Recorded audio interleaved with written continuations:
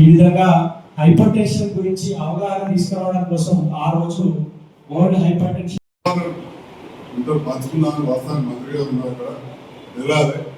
దాని సీరియస్నెస్ మీరందరూ కూడా సమాజంలో గౌరవం ఉన్న వ్యక్తులు మీరందరూ నాకు దాదాపు తెలుసుకోవాలి.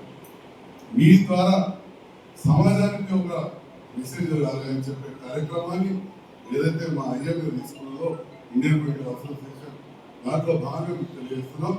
అట్లే మా మీడియా ద్వారా కూడా సమాజం తెలియాలి. ఈ బీపీ వల్ల చాలా అనార్థాలు ఉంటాయి. అవన్నీ డాక్టర్స్ చెప్తారు.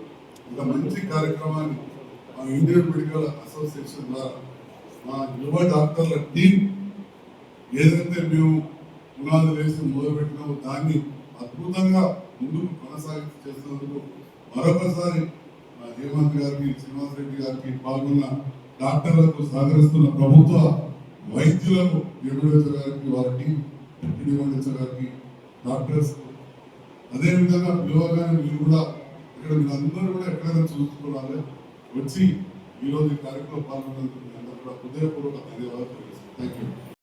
శ్రీనివాస్ రెడ్డి సీనియర్ డాక్టర్ చూసేవారు కొద్దిగా ఎక్కువ ఉండదు ఎందుకంటే కొద్దిగా బాగానే ఉంటారు. ఆయన ఇంకా మరోసారి ఆరోగ్యం చూసిన కాంపౌండర్